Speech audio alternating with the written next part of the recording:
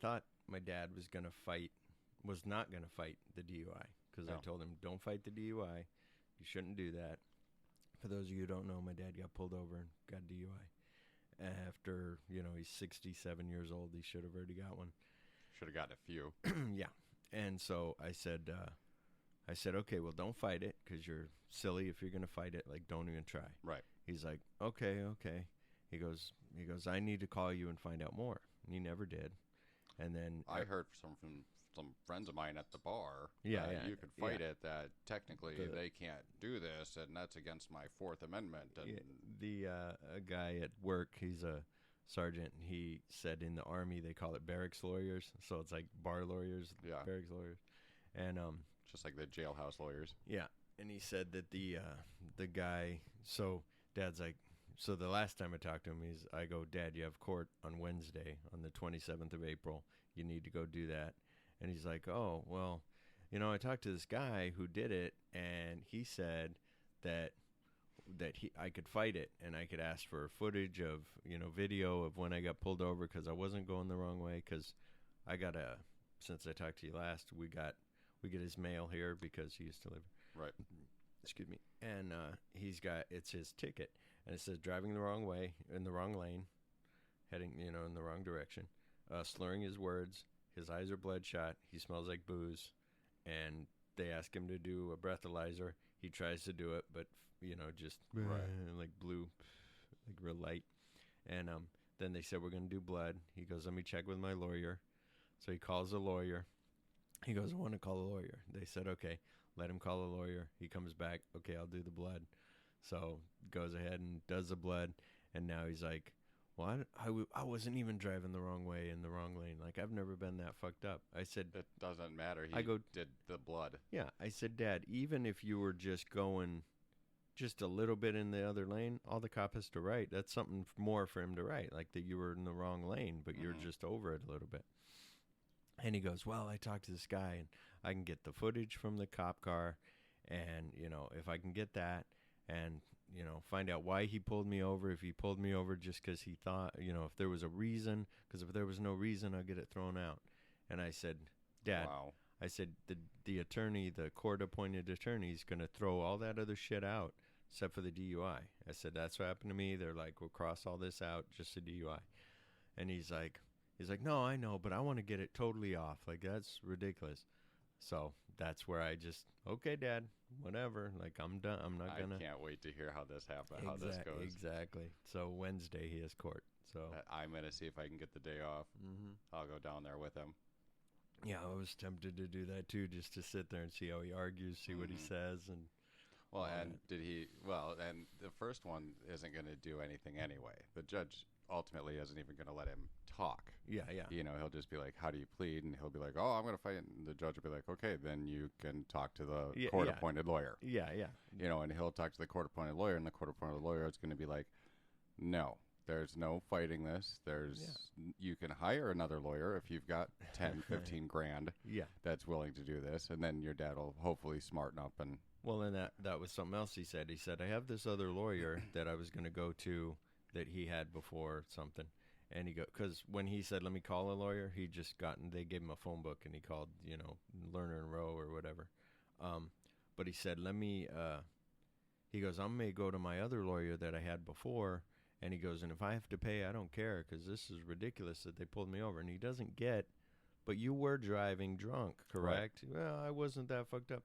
And then his excuse, it's funny, with people in the bar and drunk people, is that I got nothing against it. I still drink. Shawn does not. But the thing of, no, I drive better when I'm drunk. Oh, yeah. I drive better when I'm high, whatever, Right. And Dad goes, my ex-girlfriend used to be like, I like driving with you because when you're drunk, because you drive, really good. And so now he's just, I drive really, and it's like, you may think you do, Phil. The only time you are driving is probably when you're drunk. Yeah, so exactly. That's all you Every know. time I talk to him, he's at the bar calling me. Like I said, he asked me. Is he still not driving to the bar, or is he started driving to the bar again? I think although he's going to a bar closer to the house, so now he doesn't have to. Oh, so now he's got a whole new set of friends, I'm sure. Yeah, a couple times he walks, but yeah, it was just interesting that interesting for one that every time I talk to him, he's at the bar, or when he calls, it's like the other night, the last time I talked to him was like, I'm pretty fucked up right now. Me and so and so are here. We're at her house, and we were talking about who's that girl from Gone with the Wind, and I said Vivian Lee. Yeah, Vivian Lee. Thanks. And it's like or always we're here at the bar and we're drunk, and I was just wondering, what was that history movie with Mel Brooks? Who did that? Oh yeah, it was Mel Brooks. Yeah, I was just listening to the podcast with you and Tracy, and you were saying how your dad will, you'll call me and ask me like who did this song or who is in this movie. You don't ever call and are like, hey son, how you doing? You want to go out and have a bite of breakfast? It's always like, oh, come and meet me at the bar. Yeah. And that kind of stuff. And it's just like, like she was saying, role reversal. Yeah. And that, and it's just it's funny to. Well, I don't know, but Wyatt Earp did it. Wyatt Earp drank every single day until the day he died. I'll drink till the day I die if I want to. Well, and the thing of him telling me that he said his that he would tell when me and my aunt and all of us would meet. He told my aunt, he said, he goes, well, Phillip doesn't even. We used to meet and go to the bar in the morning, and now we can't even do that. And she goes, you can go for breakfast. Kind of like you're saying, right. You can go for breakfast. And I was like, yeah, Dad, we can easily meet for breakfast. I can still show you music that I want you to hear or whatever, stuff like that. And he's like, well, yeah. But they don't serve beer at Denny's. But then it's funny because he doesn't call me, and then he gets angry. Like I said, same thing that I say all the time. It cracks me up when he goes, God damn it, like last time again. He goes, God damn it, we need to hang out. And I said, I know, Dad, we'll hang out. I said, after the end of July, I'll be off for 2 days. Then I can hang out with you, So now he's like, oh, the end of July. And I'm like, oh, great. And hopefully something more will come up at the end of July that you can be like, oh, I've got plans for the rest of the That's right. Up to the end of the year. Like the other day, he goes, you're off Monday, right? And I go, yeah, it was Sunday. He was talking to me. I go, yeah. He goes, well, you want to come over for dinner then? And Michiko will make you dinner? And I'm like, I go, no, I'm busy. We're doing something. What, he's offering dinner from the person who he rents a room from now? Well, because they're friends. They're close. And so she was like, why don't you, when he was crying about us not having a relationship, we were talking, he was crying to her one day, and she goes, why don't you just invite them over for dinner?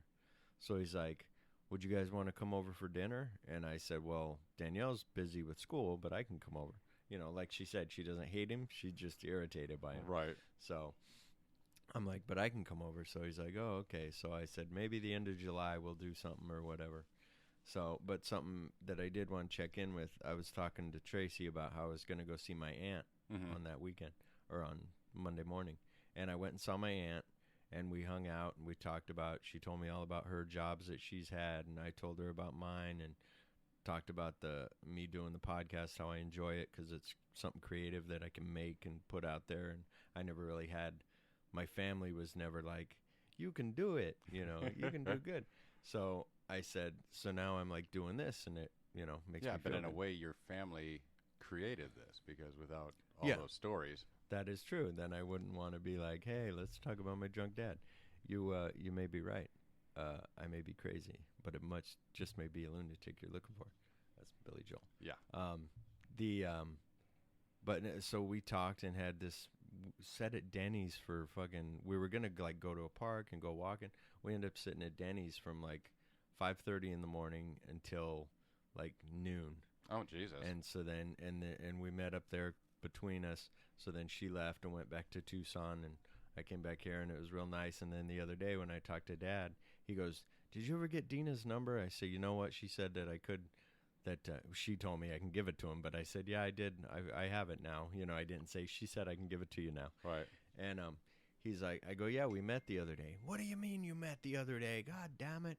I want to, why didn't I get to go? I said, because it was just you were us. At the bar. It was just, it was just us getting to know each other. Like, he thinks, like, just because she's in town, like, we should all hang out. And I said, we don't know each other that well, so we were meeting. Oh, okay, all right. So it was fun. And I got to call her. I think she owes me some money. Or she can well, help me out with this. She's probably got a lawyer. Well, of course, his thing is, well, they're back in Colorado. Okay, well, I'm I'm going to be going to Colorado again. And that's the thing she hates is like, hey, I'm coming into Colorado. You want to go meet, you want to do, whatever. You want to, can I stay there? Can I whatever?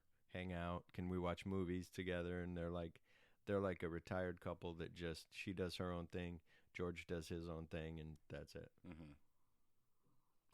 That's funny. And your dad wants to come and hang out with him. Well, exactly, and it's a whole mess. When I it could comes to imagine. my dad.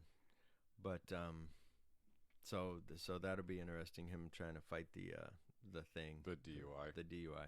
But what I did want to talk to you about, even though it's not all the show. Oh, I bought you those Reese's Pieces. Yes, by the way. I was going to say that. Thank you very much. They're delicious. You're They're welcome. my favorite candy. Yeah, I think remember. they definitely are. I think the more I think about it, like right now, I really like the peanut butter M&Ms, but definitely peanut butter candy is that. And if I was to be, given like, hey, you can only have one candy for the rest of your life. Yeah. Not that I can only eat that's like my only food. Right. But if I can only have like one candy, yeah. I would probably choose Reese's. Yeah. Pieces.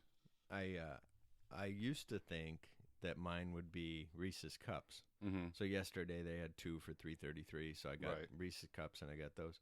And but eating those every once in a while are good. But if you eat them like a lot, then you're like, same thing with anything in moderation. Yeah. But I don't know. You want to know what you should try? And Sandy, the really crisper likes. Snickers? No, God, no. They were good. It's like a whatchamacallit Snickers bar. I've been getting the peanut butter M&Ms because I like peanut butter. Mm-hmm. And then I was at the store and I've been getting like that big, huge bag, like the 8-pound bag or whatever. Yeah. And I was like, oh, I want to try something different. And they had the crispy M&Ms. Oh, yeah. So I got those. Normally I go through one of those big bags every 2 weeks because I just bring a couple handfuls to work with me, and then I snack on them at work. And they've been there for like a month now because it's just like I can't eat them that much. But back to the Reese's peanut butter cups. Sandy really likes Reese's, and we found the big cups. Oh yeah, which they're the big thick ones. They're the perfect peanut butter to chocolate ratio. See, I always thought, I think I had one of those once, and I was just like, and like Danielle loves those, and I think Chris used to like those, or probably still does. And I was like, but it seems like it'd be too much peanut butter. No. It seems and like it's the got other one like that just saltiness to the peanut butter that Reese's peanut butter has. Yeah. With the chocolate, it's awesome. And it's funny because Sandy will put her M&Ms, or she gets those Cadbury eggs, the hard candy shell one with just the chocolate in it. Yeah. She'll get those and she'll put them into a little cup and put them in the microwave and get them warm. And me, I want everything cold. It's funny how we're total opposites like that. Yeah. And like the Reese's peanut butter cups, the big cups, I'll put it in the freezer, and they have to be in there for like 24 hours before I'll eat them because otherwise they don't get frozen enough. Yeah. She doesn't. She wants them soft and mushy and everything like that. It's just kind of funny. But you want it like totally frozen, or then you frozen. let it come No. down? Wow. I eat it right when it's frozen. It's got to be frozen. Wow. And I know people will say that mutes the flavor and stuff, but I like it. I like the cold stuff. She likes the stuff warm. But it's Reese's peanut butter, the big cups are really good. It's like everybody says put a Snickers bar in the freezer and have that when it's, not the frozen, not the Snickers not the ice cream. Yeah. But they say that's really good. But, the other day Danielle goes, get yourself some good food. Like all I eat is like, ramen. Fast food. No, I haven't ate ramen. That's good. I got to write that down. I haven't had ramen for a while. Sandy's favorite food. She looks forward to coming home from work and eating ramen. But did I tell you about that on Shark Tank? They had that thing, the Rapid Ramen Cooker. And I forgot where I'd seen it.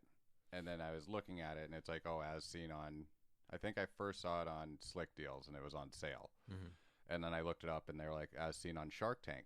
And these guys, I think they're in college, created this thing, and Sandy loves this stupid thing. Like, she normally will eat 2 packets of ramen at once, but with this, you can only cook 1 at a time. But you put it in the microwave, and it's ready in like 3.5 minutes.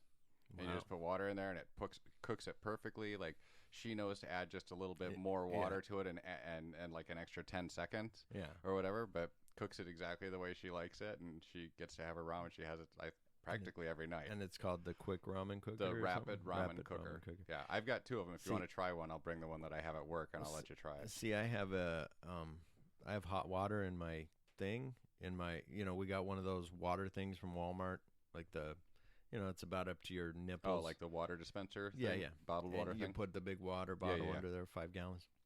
And it's got hot water. Mm-hmm. You spend a little more, you get the hot water one. So you can pour out, just hot water instead of heating up, and then throw the ramen in there. So that works. But me, I don't know about anybody else. I measure fucking everything. Yeah. Danielle goes nuts over that. I have to measure everything. I have to cook my pizza exactly how it says. And she's like, why? I go, for one, there's instructions for a reason, because that's how it should taste the best. So you can't just kind of wing it. Like, she'll sit down and I go, and she'll even make a joke talking into her phone, set timer for 10 minutes, but she's not doing that. But I do that every time I come into the bedroom, set timer for 10 minutes. So then when my pizza's done, I'll go out and get it. How do you do that on your phone? Siri. Oh, I don't even have Siri turned on mine. Oh, okay. Yeah. Or Google will do it too, I think. Oh, really? Wow. Yeah. You can do like set alarm or set timer. Okay. And then, so I measure fucking everything, and she, but cooks can just throw a pinch of this, a pinch of that. Right. I'm like, I don't want too much. And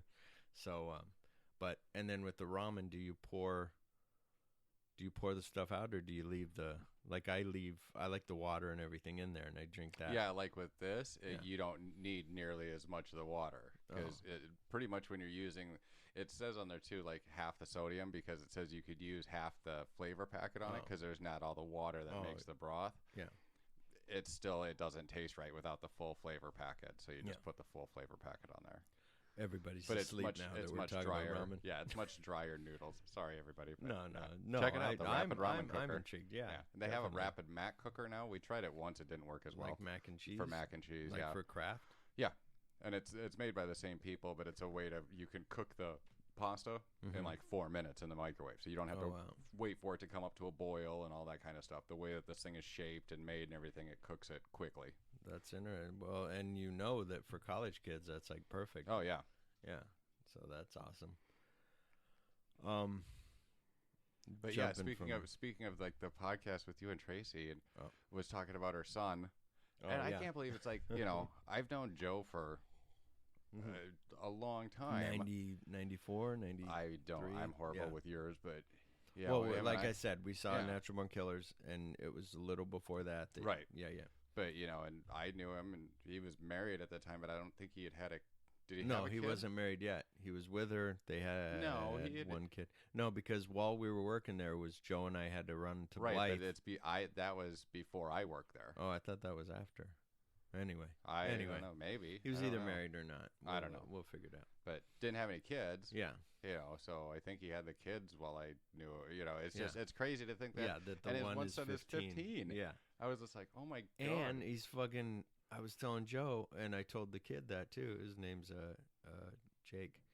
I was like, he's like like YouTube. He's got like his YouTube shit set up and does the live streaming and everything. And I'm like, it's under That One Nerd.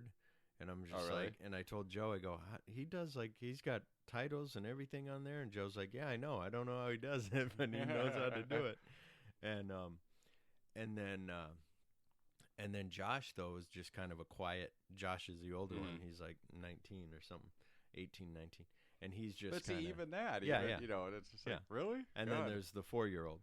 But, yeah, like, and what was funny was after Tracy and I did the podcast, then I'm loading up everything, and Jake comes in, and I go, yeah, I said something about boobies with no bras, and he was like, what? You told him that? And she's like, yeah, it was cute. And I'm like, yeah, you weren't looking up like hardcore stuff. You were like boobies with no bras.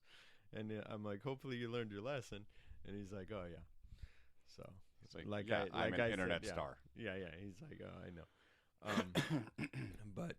But yeah, I mean, that was, and then people at work last night, and the commander's younger than all of us. He's like 23, but we started talking about like Pornhub and all this stuff, and it started passing around, and then they were talking about that casting couch that I guess is filmed here in Phoenix.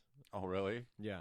And so I was like, oh, really? And then the one sergeant was like, yeah, that's the only porn I watch is anything in Phoenix. You know, we're making jokes. Only if it's made in Phoenix. Only if it's local. And the scheduler's like, yeah, me too. And we were. And how would you look that up? Like porn filmed in Phoenix? And I'm not sure. I think maybe maybe they see something and they're like, hey, that's my hotel. That's my apartment. But then the thing with and then the other girl, she's a girlfriend with the commander who's younger than us, and she's young too. And so the commander's like, oh my god, what the hell are you guys talking about? All right, enough. Which either he was uncomfortable or it was because we were talking in front of his girlfriend, who she was just laughing about it too, or it was, I don't think it was this, or that he was trying to be a commander and be like, guys, this isn't appropriate work talk. But it was funny with people who you don't think of as like porn people. So like the scheduler, I'm talking to him and I said, I showed him the Fuller Holes trailer for the Full House porno. Oh God, okay. So I show him the trailer for it, and he's like, realized it had to be careful with that. And well, we were already at that relationship where I knew I could do that.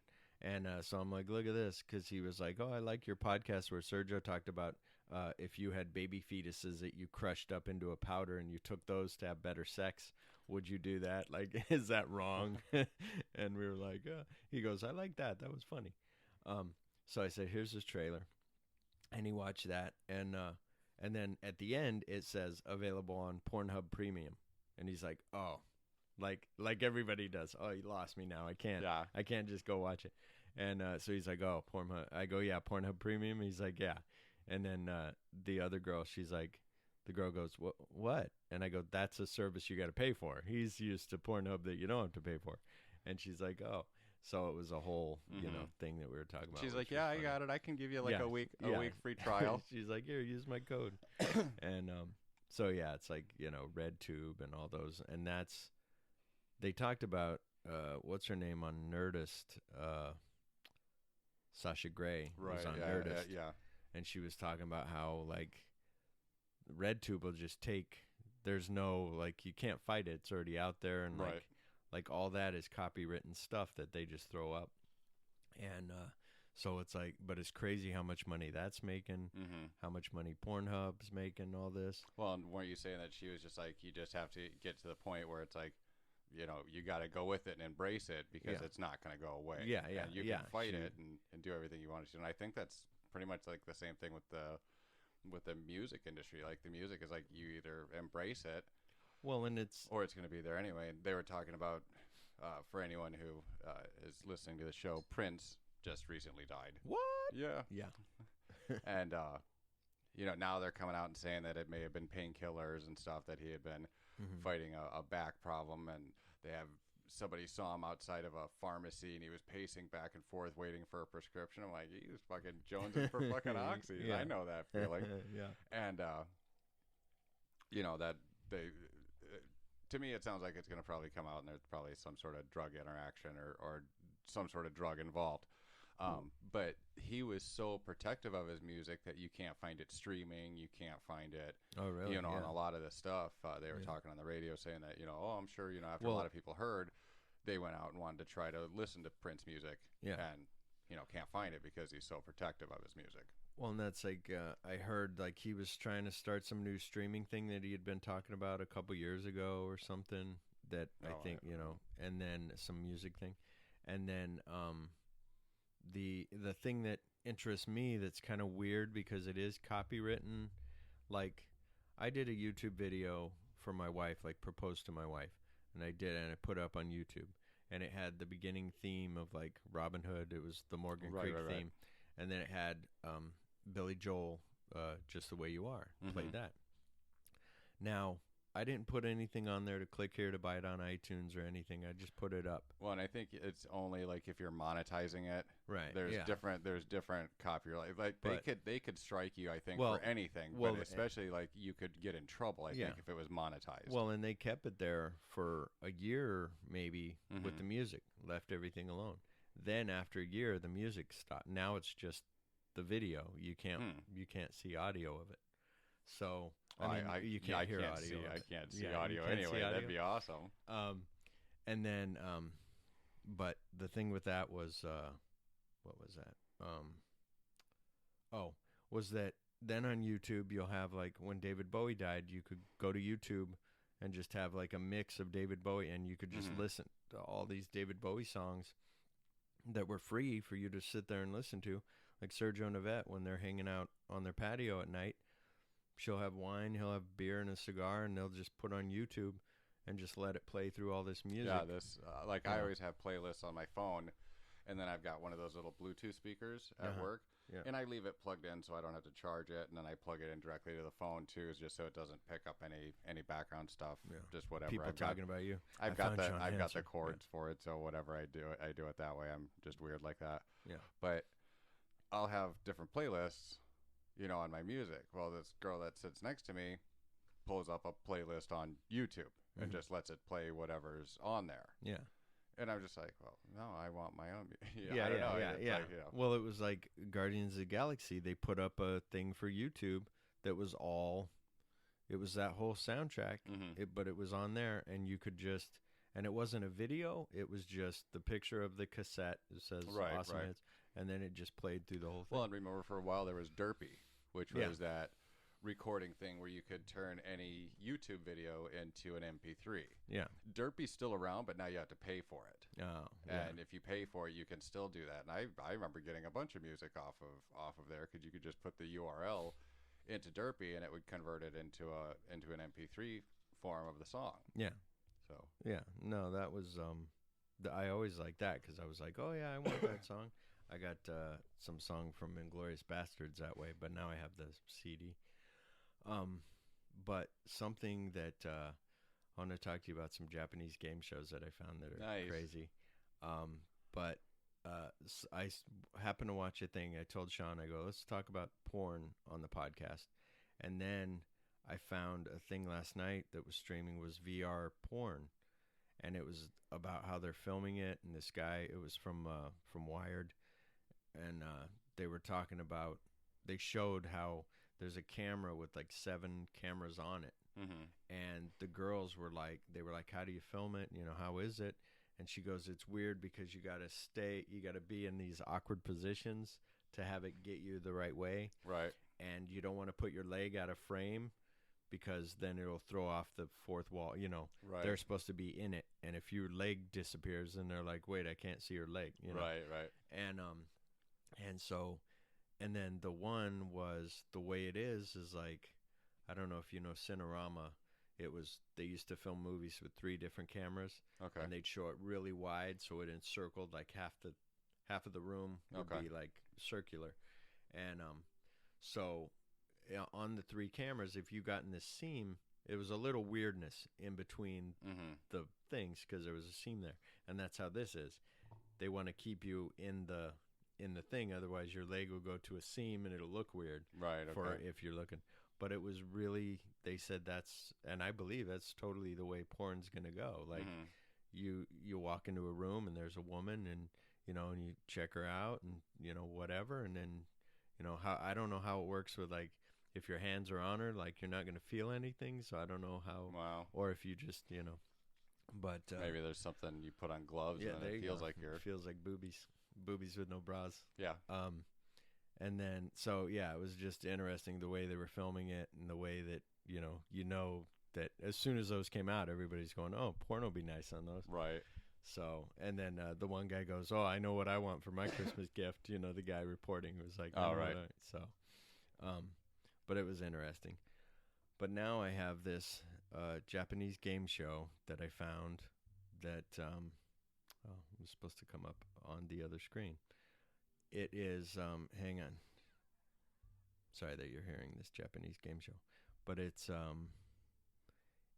a Japanese game show where a woman masturbates you, jerks you off while you sing karaoke. And if you mess up, like if you come first before finishing a song, then it's no good. Oh my God.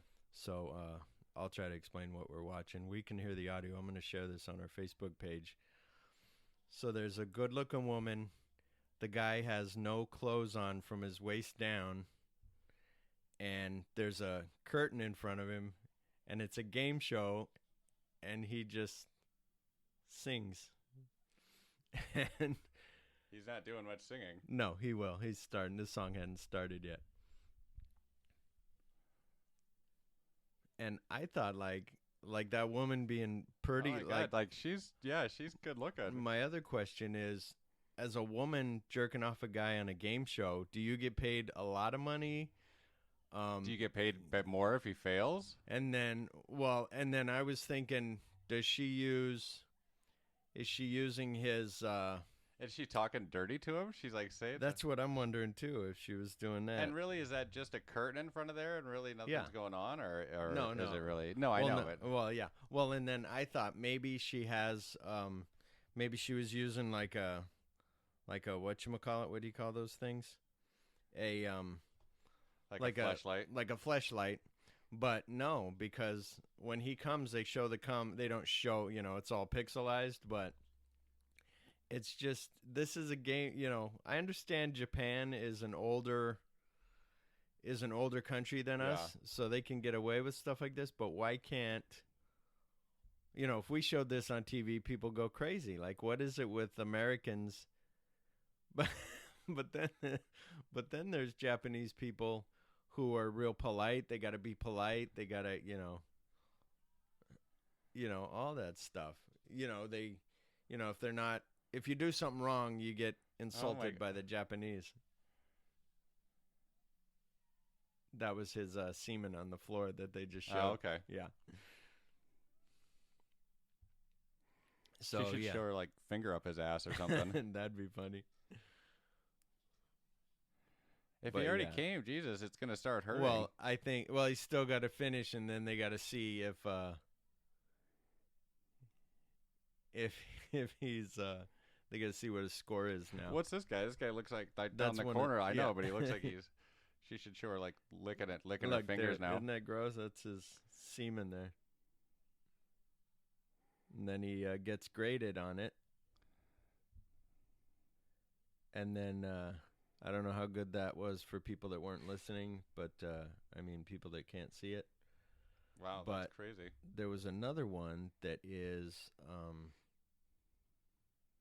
this other one is, I'm not going to show the video, but it's, whatchamacallit, whoops. It's a game show it's called Orgasm Wars in Japan. And it features a gay guy. Japan features gay man trying to make straight men climax. And same thing, they put a curtain up, and they have this straight porn actor, and he comes on, and then they have this gay guy walk in, and he's like, oh, I'm going to make you come, blah, blah, blah, and he's totally gay. And then they stand him there with a little box around his waist with a little curtain on one end so the guy can open the curtain and go in on his knees. And then they do it, and the guy goes, okay, and he starts sucking. And they don't, and you can hear the noises and everything. Right. And then the guy's just waiting, and he's not doing nothing. He's like, no, I'm not going to come. Nothing's going to happen. And then all of a sudden, the guy goes, okay, I'm going to give you, the second thing now. This is where I do, more suction, whatever. And then you hear him really, like, sucking. Right. And the guy's like, oh, and then he goes, okay, I didn't get you there. Now I'm going to do something called the throat hold. And then he goes in, and then the guy's like, oh, my God. And then the guy's, like, really into it, and he's like, oh. And then the fourth one is he does something else, and all of a sudden the guy comes, and they're like, oh, you won. And he's like, oh. And the guy pulls his face out, wipes his mouth off. And oh, my God. Yeah, and that's on Japanese TV. It's like, that's holy crazy. Shit. Yeah, we seem like such prudes here in this country. But, I'll share those on Facebook. But I'm sorry if you had to listen to just Shawn and I laughing where you couldn't hear anything. That was funny. Everybody check that out. That was awesome. But, Phillip and I are going to do on our next podcast. That's what we're gonna do. I'm gonna karaoke while Phillip jerks me off, and then but we're gonna film it. It's gonna be the first. It's kind of a funny podcast that we video. We were gonna try it tonight, but the video wasn't working quite. We're still gonna practice him jerking me off part, which is but weird. We won't film it until Which is weird because then we're gonna do the one where you try to make me come by blowing me. So that'll be. We'll see. We'll see who comes. If you don't come, then I go, now you try me. and then you try me. Yeah, but see, I'll just come, and then I'll be like, okay, you won. Exactly. Maybe I should go first, huh? Yeah, it's already, we already drew straws. What? No. Damn it. And then Phillip outsmarted again. You said for people who haven't listened, maybe that was too raucous. Of you know how you were saying. Yeah, with the no, Tracy, that with the I must just be the mood that I was in today. Wiping shit into the pussy. Yeah. It was just I was just like, oh my god. I'm like, I just hearing you talk to a girl that way and stuff like that too. I'm just like, oh wait a second, well, that's Well, and what was fun about the Tracy podcast, for one, was that I took everything over there. For two, was that I was thinking, like, are the kids all going to be around there? Like, what can I say? Like, I can't be me. And then she was like, no, don't worry about it, whatever. She's like, we don't give a shit about what our kids think. And then, like I said, at first, Joe was sitting next to her, and she was like, sit next to me because I need some support. And he's like, okay. And then I said something, we started recording, I said something funny, and she looked at me like, looked at Joe like, that was funny. She mouthed those words, that was funny. And I'm looking at her, and then she goes, pause. So we pause, and I go, what? And she goes, I don't know what to say. And I go, if that was funny, laugh. And Joe's like, yeah, just have a conversation. But you guys are so good. We've known each other for years. Oh, okay. So then he goes, I'm going to go over here, watch TV or play his video game. So he went over there, and then her and I just fell into this rhythm. Yeah, the podcast sounded great. Like it, you guys being like, you were saying, oh, this is the third time's a charm, blah, blah, blah. Yeah. It sounded like just having a regular conversation, like you guys would have had a conversation, like even, and I think that's the thing too, like, hearing you say some of the stuff that it'd be like, oh my God, why is she saying this to her best friend's wife? Or his best friend's wife. Yeah. It's like, you don't say that kind of stuff to somebody's wife. And then it's like, well, obviously she's not reacting to it in like and like you can tell that she's not like reacting to it in like an offended kind of way or anything like that. So it's like, okay, yeah. Well, and that was the thing where, like you see, our history of, we'd talk about all kinds of stuff. Joe would go off and whatever, and she'd want to hear all my stories or whatever. So I'd tell her those, and then we'd just be, like she said, we'd just be laughing, and Joe seemed like Joe was annoyed with us or something. And well, I'm sure he was. He's probably annoyed with you regardless. Well, yeah. Well, like my thing was, I said, Joe's heard these stories just like my wife so many times. It's like, yeah, I've heard the story of you feeding the shit to the guy. Yeah, I know. And so it was that where it picked up like right where we left off from last time we talked or whatever. So that's why then I told her, I go, hey, well, let's do one, like, let's put you into every month. Into the rotation. She's like, no, let's just wait. We'll do it some other. I was like, okay, because I'm like, it's a far drive over there to their house, like 45 minutes. But I said, really? Yeah. Where do they live? They live out. Don't give their address. Oh, dang.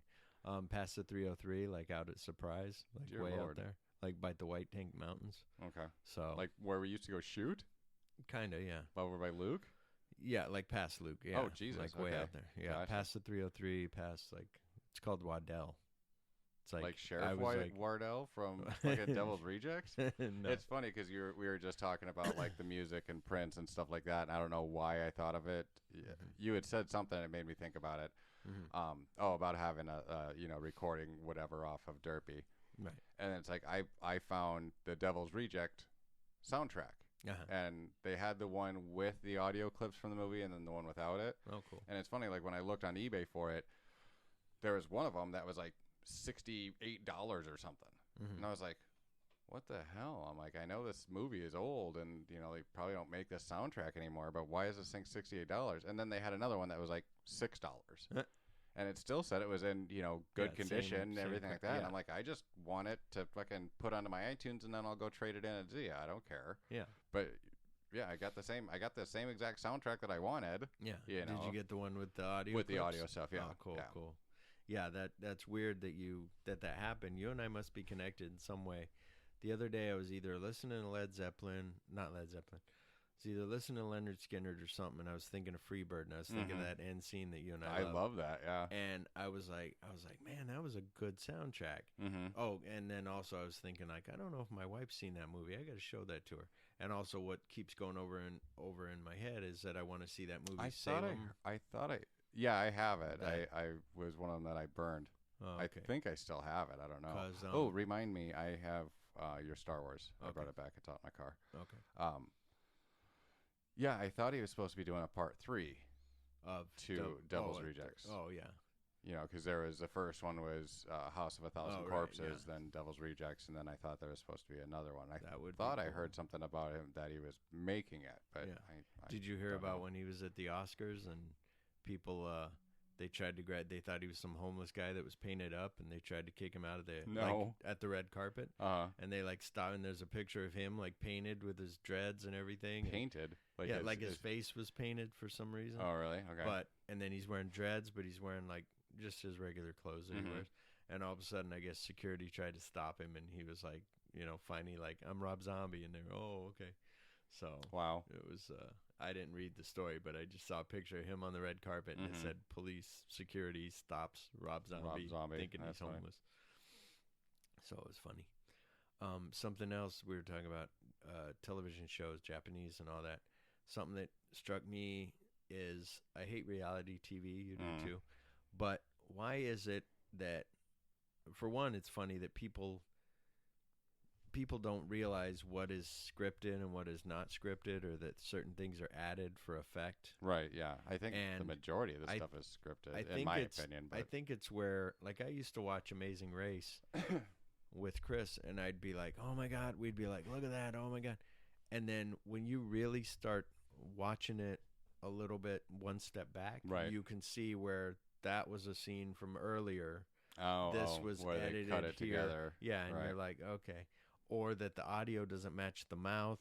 You know, they're not showing the mouth, and they show some weird audio, and you're like, oh, my God, did he say that?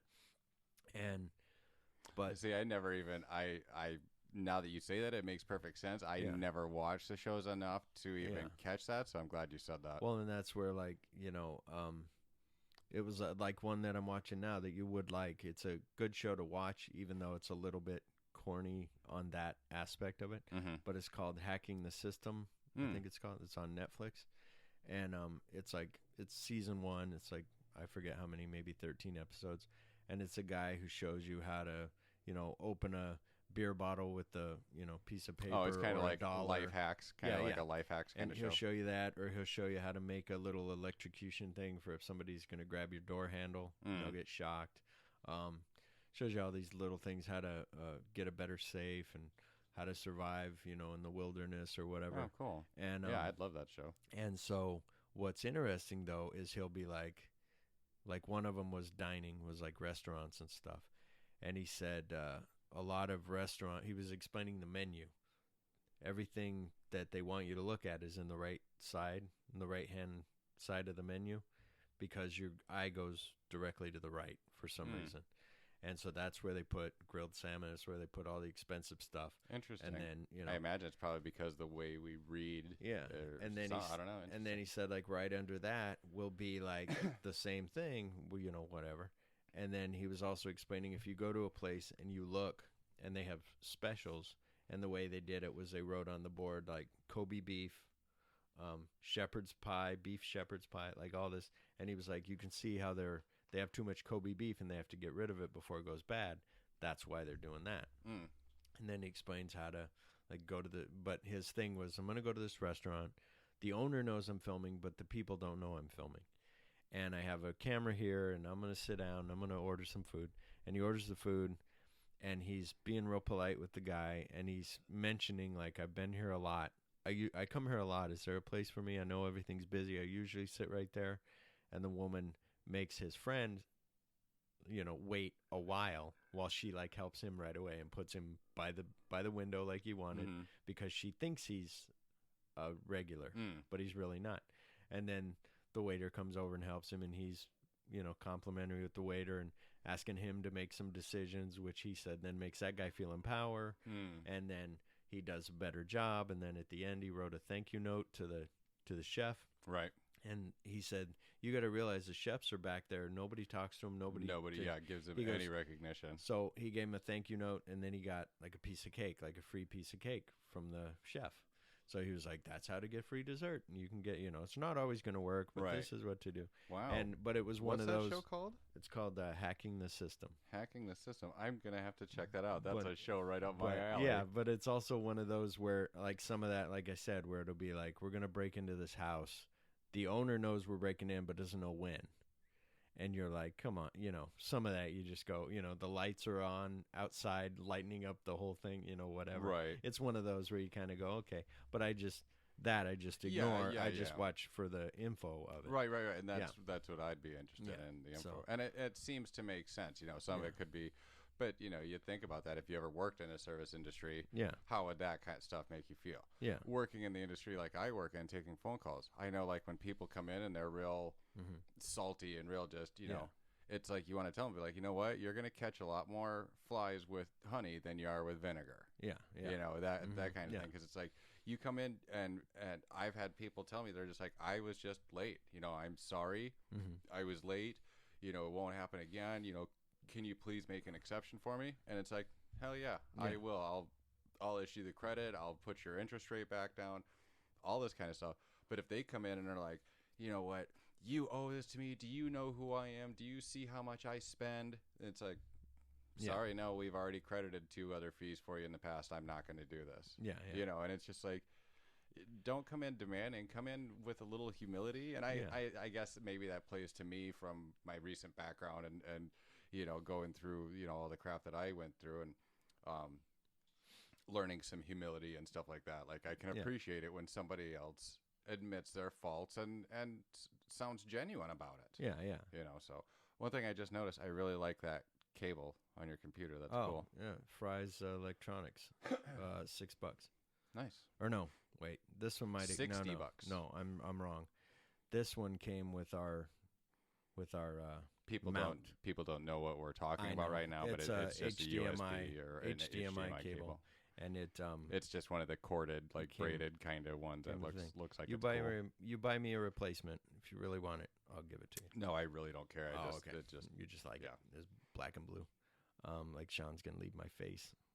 And, I'm gonna leave your cock after I'm done stroking it. I'll still sing that karaoke. That's right. But the thing. Service industry. Well, there was like a guy today. For my job, you'll have the guys that aren't doing their job, and you're just like. And something that I heard today was, do you watch Workaholics? No, that's my new thing now. Is I'm starting to watch that. Danielle and I are watching like all of those, and so on Workaholics, he's like, oh my god, my eyes are hurting, and the other guy goes, oh, what? He goes, you know why my eyes are hurting? 'Cause of the face you make when you make excuses. And I'm like, oh, I should use that. And but he had so these people, they make excuses of like a guy today calls. I wake up to a voicemail on my phone, and it's a guy going, oh, Phillip, I'm really sick. Oh, I can't. I don't know who else to call. And all this stuff. And so I texted, the commander and the scheduler, and the scheduler's like, the reason why he told you was because he knew that you wouldn't get up until 6 or later, and that we wouldn't catch it, and that it would be too late for us to make him go in or whatever. So I was like, yeah, it's true. But it's those annoying things where you go, no, I was here all the time, really? Because no, you weren't. I was sitting here watching. I was watching, right. So it's just, it gets annoying.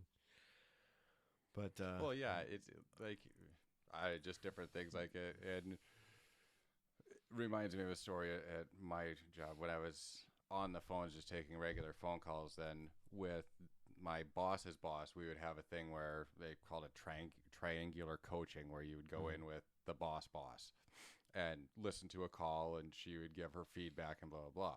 Well, it was me and this other guy. He went first, and he was like, well, here, I don't think the customer wanted to hear this, so, so I was just this, and that's why I didn't do this, and why I didn't do this, and it just wasn't appropriate at this time, and blah, blah, blah. And she was just like, really? Because, I think you could have said this, and you could have did this, and could have did this. And he was, just however he wasn't defending himself. It comes up to me, and I was like, I go, hey, you know what? I go, yeah, I missed that opportunity there. I'm like, I could have gotten it in here. I could have gotten this. Yeah. I'm like, something that I'm definitely more aware of, and I'll definitely take that into consideration, for the next time. My boss comes up to me afterwards. He's like, wow, I had already been in enough leadership position that I know that that's what they want to hear. They don't want to hear the excuses. Yeah, they don't. Plus, it was the truth. Yeah. But he was just like, I really appreciate that. you were being like that instead of just trying to be like, oh, no, this is how the customer wanted to be, and this. You were just like, no, hey, this is where I missed my opportunity, and I'll make sure to work on that. Yeah.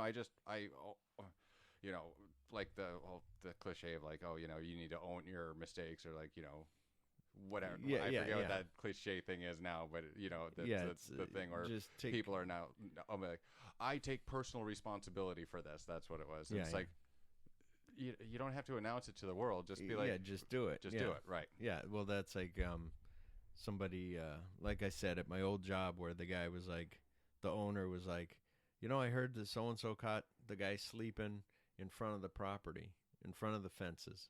And the fences were, it was being construction. So there was a piece of fabric in front of the chain link fence. So he goes, if he would have waited on the inside of the chain link fence, then nobody sees him sleeping. And he's, then he can be in there as long as he's alive at 5. And I said, how about doing your fucking job? Like, and he's like, well, yeah, but if they fall asleep, what happens? Guy falls asleep. All the construction crew shows up. They're circling the car. They're moving big equipment.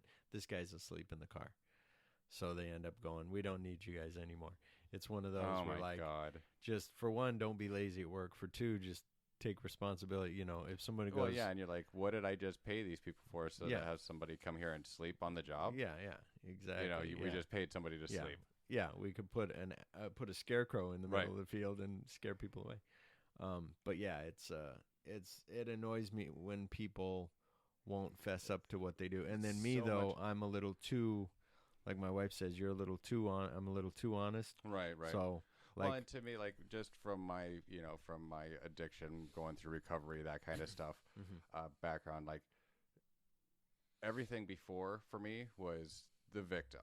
I was always playing the victim role. And that's when you are going through that, or you are aware of that kind of stuff about yourself, you'll see it in other people. Yeah. And you can see that just about everyone that you come in contact with, that nothing's their fault. They're the victim. Yeah. And victim, oh, woe is me, life isn't fair to me. Life is life. That's the way it is. But, that you see so much of that anymore. And it's just funny. I don't know if I told you, but, I've had that where before I would listen to Dad and he'd tell me his stories. And part of me was like, oh, but part of me knew, I think, that it was his fault. But then I would listen to people at work and I go, wow, this guy's really got a fucked up thing. But then later when I got with Danielle and whatever it was, just getting older, then you realize, like, you're in that problem because it's your problem, right? And what part did they play in same thing creating and manifesting that problem? This guy at work says cops have always hated him because one time when he was little, when he was like 12, they saw like a Camaro driving down the road and they threw some bag out of the window. And he said, and it was drugs. And so he goes, so we went and told the cop that was there, like, hey, we saw that guy throw drugs over there. And the cop just ignored us and got in his car and left. Now to him, he feels that that cop is probably like, how do these kids know what it is? And I'm gonna fucking waste my time. Yeah. It's the end of my shift. I'm just gonna ignore this. Yeah. Because otherwise I'm gonna be stuck working for the next 3 hours having to write this up. So I'm just gonna ignore it because it's coming from some fucking kids. Exactly. That's what it is because people don't realize they're not the center of everybody else's fucking universe. Yeah. Everybody else has their own life and their own problems. And sometimes you just blow shit off because you don't want to deal with it. Exactly. It has nothing to do with the fact that, whatever. And what's funny with that, though, is was it really drugs? It was probably the guy's lunch. Exactly. Every cop that this guy runs into after this, after he's 12. It's at the end of their shift. Now he's just going to the cops at the wrong time of day. And now he's just like, this cop pulled me over for no reason, and I got to yell at him, you got a fucking problem. I wasn't driving on the wrong side of the road. Yeah. And so you're talking about your dad. I know you are. Yeah, I know. No.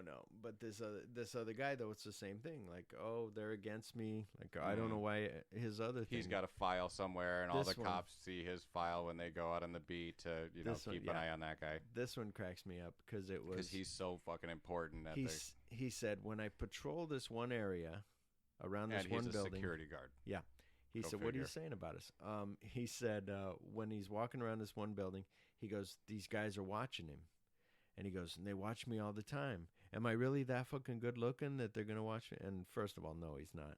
Second of all, like, just ignore it. Just fucking do your job. And he's still upset about that. Like, he's told me that several times. He told what are they when doing? The guy came in the morning. What are they doing watching him? Is it He construction guys or no? Are they casing the They're place? either other security people or people who are working at a property next door. Yeah, they're probably looking at him like, can you fucking believe this fucking guy? Yeah, watch, yeah, watch. He's gonna come by in 10 minutes. Yeah. He's gonna go over here and he's gonna fucking scratch his nuts. And then smell his fingers. Yeah. Did I ever tell you about that guy that I worked with when I was No. when I was the team leader? No. And thankfully, nobody ever said anything to me because otherwise I would have had to have gone and talked to him. But I saw it, and he would sit there and he'd be talking on the phone. He'd fucking reach his hand down the front of his pants, and then he'd fucking bring his hand up. Wow. And he'd fucking put his fingers in front of his fucking nose, and he'd fucking smell his fingers from his fucking sweaty nuts. Oh, I was thinking outside. At least outside is a little inside bit, the pants. Inside the pants, and then he'd fucking smell his fingers. He'd do it on quite a regular basis. Oh, disgusting. Yeah. So on that note, we get to leave leave that I'll lovely, leave you with the lovely thought. So when you're talking to somebody on the phone about your bill, know that the person on the other that's talking to him, if you're talking to a guy, he's got his hand down his fucking pants, the front of his pants, in his underwear, cupping his nuts, and then sniffing his fingers. While he's talking to you. Yep. Well, there you go. That's our show. So until next week, I'm Phillip, and until whenever, I'm Shawn. Okay, so check us out on Twitter under @KindOfAFunnyPod. Go to Facebook under It's Kind of a Funny Podcast, and go to YouTube under It's Kind of a Funny Podcast. And, of course, send us an email at itskindoffunnypodcast@gmail.com. Can you really deep throat?